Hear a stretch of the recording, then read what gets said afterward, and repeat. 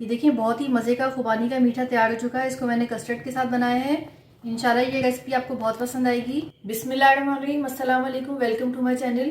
आज जो मैं रेसिपी लेकर आई हूँ बहुत ही आसान है और बहुत ही मज़े की है। मैं आपको खुबानी की मीठी की रेसिपी दूंगी। ये मैंने 1 पाव खुबानी ली है, 250 ग्राम है ये खुबानी। इसको मैंने ओवरनाइट पानी में भिगो के रख दिया था।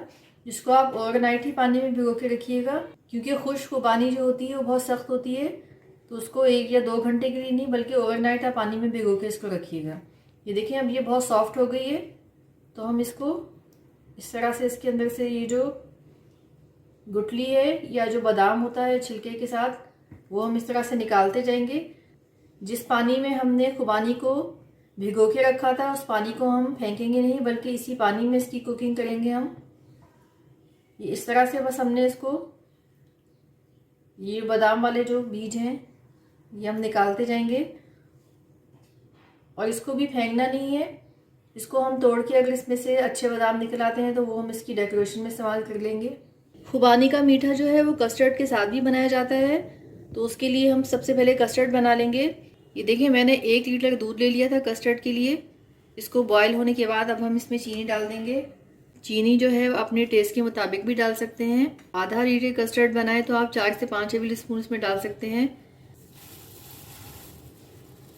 1 लीटर में मैं 8 टेबल स्पून चीनी के डाल दिए हैं।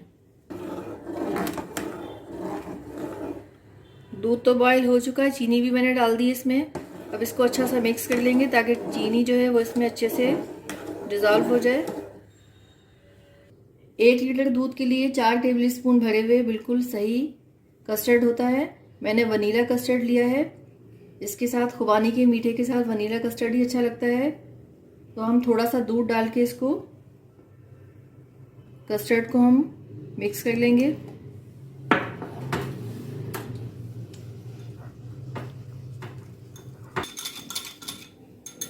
ये देखिए इस तरह से पकते हुए दूध में हम थोड़ा थोड़ा सा कस्टर्ड डालते हुए इसको मिक्स करते जाएंगे और विस्क की मदद से, ताकि इसमें गुठलियां ना बने।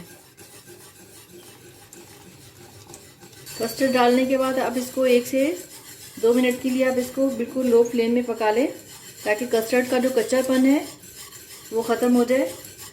कभी कभी हम जल्दी में कस्टर्ड डाल के जब वो गाढ़ा हो जाता है, थिक हो जाता है, तो हम फ़ौरन से फ्लेम को बंद कर देते हैं। तो कस्टर्ड खाते हुए उसमें जो कस्टर्ड का जो पाउडर होता है उसका टेस्ट हमें फील होता है। ये देखिए मुसलसल मैं विस्क को हिला रही हूँ ताकि कस्टर्ड नीचे लगे भी नहीं और इसमें कोई गुठलियाँ भी ना बने। 1 मिनट हो गए मुझे इस तरह से विस्क को हिलाते हुए। बस 30 सेकंड या 1 मिनट के लिए मैं और इसको पका लूँगी। ये देखिए कस्टर्ड जो है बहुत अच्छे से थिक हो चुका है और 1 से 2 मिनट मैंने इसको पका लिया था। अब मैं फ्लेम को ऑफ कर दूंगी और इसको रूम टेम्परेचर पे रख दूंगी ताकि इसकी थोड़ी सी स्टीम निकल जाए। इसको बिल्कुल जमाना नहीं है हमने पैन में, बस हल्की सी स्टीम निकालनी है। उसके बाद जिस डिश में हमें सर्व करना है उसमें हम कस्टर्ड को डाल देंगे ताकि वो उसी के अंदर ही सेट हो जाए। देखिए खुबानी में से गुठलियाँ मैंने निकाल दी थी और इसको मैंने पानी समेत ही मैं इसमें डाल दूंगी। खुबानी मीठी होती है, हम इसमें चीनी भी डालेंगे लेकिन ज़्यादा नहीं डालेंगे। कस्टर्ड में भी हमने चीनी डाली थी, खुबानी में भी अगर हमने ज़्यादा चीनी डाल दी बहुत ज़्यादा मीठा हो जाएगा डेजर्ट। ये देखिए मैंने इसको खुबानी को पकने के लिए रख दिए थे और इसमें मैंने 1 से 1.5 कप पानी का डाला था। तो ये इसके हिसाब से मुझे पानी जो है वो कम लग रहा है, तो मैं थोड़ा सा पानी और डाल दूंगी, क्योंकि खुबानी को हमने थोड़ी देर पकाना है। जब ये बहुत सॉफ्ट हो जाएगी तो उसके बाद फिर हम इसको मैश करेंगे। उसके बाद हम इसमें चीनी डालेंगे। मैंने फ्लेम को मीडियम टू हाई पे रखा हुआ है ताकि अच्छा सा बॉयल आ जाए। ये देखिए इसमें बहुत अच्छा सा बॉयल आ चुका है। अब मैं फ्लेम को लो पे कर दूंगी और कम से कम हम इसको 15 मिनट के लिए लो फ्लेम में पका लेंगे ताकि ये खुबानी जो है वो बहुत अच्छे से सॉफ्ट हो जाए। सॉफ्ट होने के बाद इसको मैश करना आसान हो जाएगा। ये देखिए कस्टर्ड की स्टीम जो है वो निकल चुकी है।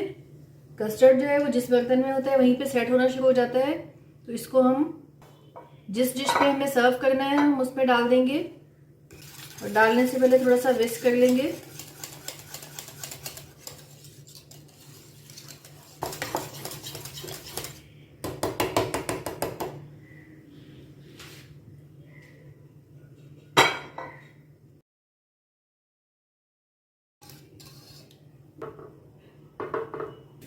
ये देखिए 15 से 20 मिनट के लिए हमने इसको कवर किया था।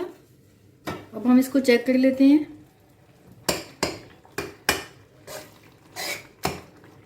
ये काफ़ी सॉफ्ट हो गई हैं। इस स्टेज पे आप इसको टेस्ट कर लीजिएगा कि खुबानी कितनी मीठी है। मैंने अभी इसको टेस्ट किया था, खुबानी जो है वो काफ़ी मीठी है। तो ये मैंने बस 1 टेबल स्पून इसमें डाला है, ज़्यादा नहीं डाला है इसको। इसको हम अच्छा सा मिक्स कर लेंगे और ये मैशर की मदद से हम इसको अच्छा सा मैश कर लेंगे। खुबानी अगर बहुत ज़्यादा मीठी हो तो आप 1 टेबल स्पून भी नहीं डालिएगा, लेकिन ये जो मुझे 1 टेबल स्पून इसमें डालने की कसर मुझे नज़र आ रही थी तो मैंने इसमें 1 टेबल स्पून डाल दिया था। ये देखिए हाथ की मदद से ही बहुत अच्छा सा मैश हो गया है ये।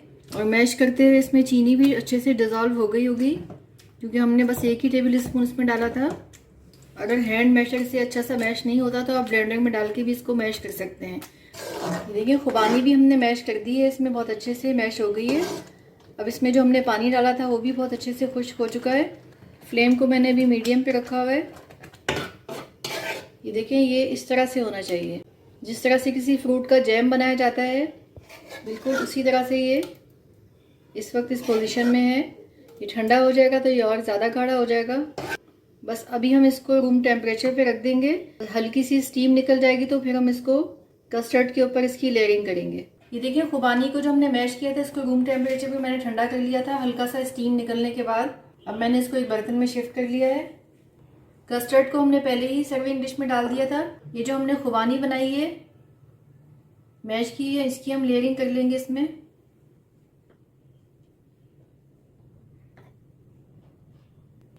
किसी ट्रांसपेरेंट बाउल में हम इसकी सर्विंग करेंगे ताकि कस्टर्ड की, खुबानी की और जो इसके ऊपर हम क्रीम की डेकोरेशन करेंगे उसकी तीनों की लेयर हमें नज़र आए।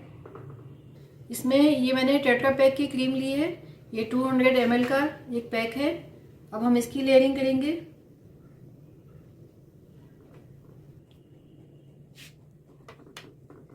ये खुबानी की मीठे को इस तरह से 3 लेयरिंग में ही बनाया जाता है।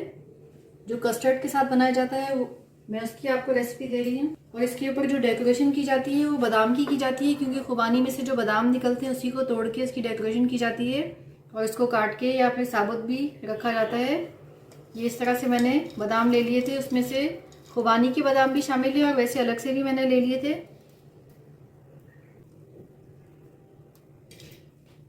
बहुत ही मज़े का मीठा है ये, आप किसी भी दिन बना सकते हैं, मेहमानों के लिए, किसी भी दावत के लिए बना सकते हैं। बहुत जल्दी और आसानी से बनने वाला मीठा है, बहुत ही मज़े का है। इस तरह से अगर ये खुबानी जो है जो हमने बनाई थी अगर वो बच जाती है तो उसकी भी हम डेकोरेशन ऊपर से कर लेंगे ताकि पता चले कि अंदर जो है वो खुबानी का मीठा है। ये देखिए, इसी तरह से 1 पर्सन सर्विंग के लिए अगर आप इस तरह से ग्लासों में डाल के इसको सर्व करना चाहें तो वही पहले हम कस्टर्ड डालेंगे। कोशिश कीजिएगा जो ग्लास है वो छोटे साइज का हो ताकि वो ज़ाया ना हो खाते हुए।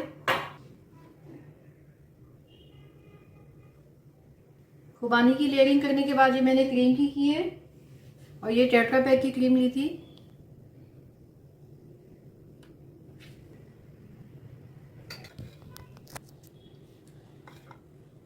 ये देखिए, बहुत ही मज़े का खुबानी का मीठा तैयार हो चुका है। इसको मैंने कस्टर्ड के साथ बनाया है। इंशाल्लाह ये रेसिपी आपको बहुत पसंद आएगी। बहुत जल्दी बनने वाली है, बहुत ही मज़े की है। खुबानी जो होती है वो बहुत मीठी होती है, तो इसको आप जब बॉईल करेंगे तो आप इसको टेस्ट कर लीजिएगा जैसे मैंने किया था, और उसके हिसाब से आप इसमें 1 से 2 टेबल स्पून चीनी के डाल सकते हैं इसका जो मीठा है वो बैलेंस करने के लिए। अगर खुबानी में अगर बहुत ज़्यादा मिठास आपको फील हो रही है तो आप 1 से 2 टेबल स्पून ही नहीं डालें, वैसे ही खुबानी को पका के इसको मैश कर लीजिएगा और इसका पानी सुखा लीजिएगा। 1 लीटर दूध से मैंने कस्टर्ड बनाया था और ये 1 पाव खुबानी है जिसकी हमने लेयरिंग की थी। ये देखें, ये 1% लेयरिंग भी हो गई है और ये इस तरह से एक डिश भी हम इसकी तैयार कर चुके हैं। इस मीठे को आप किसी भी वक्त बना सकते हैं, बहुत जल्दी बनने वाला मीठा है। ईद पे बनाए, आप रमज़ान में बना सकते हैं या किसी भी दावत के लिए बना सकते हैं, जल्दी भी बन जाता है और बहुत मज़े का भी है। इसी तरह की अच्छी सी रेसिपीज़ मैं आपके साथ शेयर करती रहूँगी। ये देखिए, सर्विंग बॉल में भी इसकी तीनों लेयर नज़र आ रही हैं, कस्टर्ड की, खुबानी की और क्रीम की। इसी तरह से इसकी लेयरिंग नज़र आनी चाहिए, तो ये सर्विंग बॉल में बहुत खूबसूरत लगता है इस तरह से सर्व करते हुए। इसी तरह की अच्छी सी रेसिपीज़ मैं आपके साथ शेयर करती रहूँगी। आप इस रेसिपी को ट्राई कीजिएगा, इंशाल्लाह बहुत पसंद आएगी। अब हम नेक्स्ट वीडियो में मिलते हैं, उस वक्त तक के लिए अल्लाह हाफिज़ और मुझे अपनी दुआ में याद रखिएगा।